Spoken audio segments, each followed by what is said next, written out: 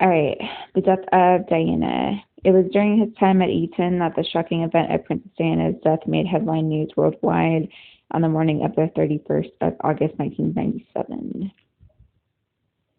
Despite internet theories of conspiracy, the sad facts of Diana's death were that it was a tragic, if perhaps preventable, accident.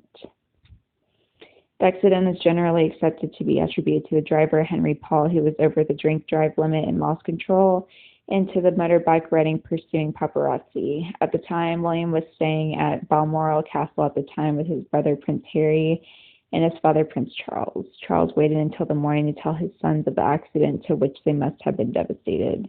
But Diana and Charles, having separated in 1992 and divorced in 1996, the two young princes must have experienced some of the family's heartache that children across the world feel when their parents are no longer in love. If one tiny element of positivity could come out of their situation in the early 90s, it would be that William would understand family issues more than a member of an elitist group who would never experience the issues that trouble people across the world. However, for her life to end so tragically short, one cannot begin to imagine the pain and grief this caused to her children, unless perhaps one has experienced the same. A huge worldwide outpouring of grief was shown at Diana's death. She had been immensely popular with people from every country across the world. People loved her elegance, intelligence, her work for charity, whether this was highlighting the problem of landmines in former war zones or being pictured with children suffering from AIDS at a time when public awareness and understanding of the illness was patchy at best. Many sites around the world became temporary memorials to Diana, the largest being outside the gates of Kensington Palace.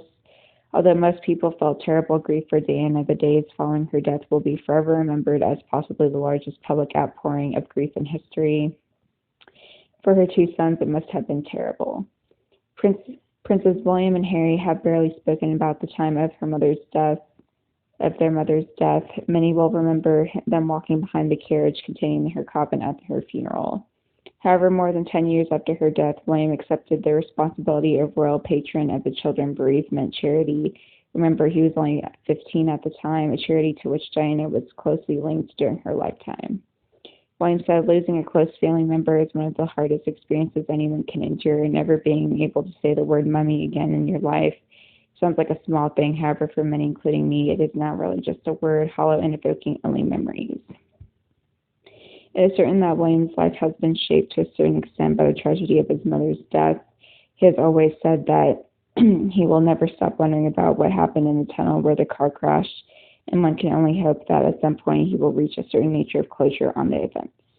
However, it can be assumed that William would, from that day onwards, have a real aversion to intrusion of the press, a distrust, if not hate, of the paparazzi, or at least those elements who hounded Diana in her last few weeks. Perhaps some things changed for the better after the events of 1997. For a while, at least, the press would keep to agreements respecting privacy, and across the world, regulations came into effect regarding the nature of celebrity and some definition given to public and private life.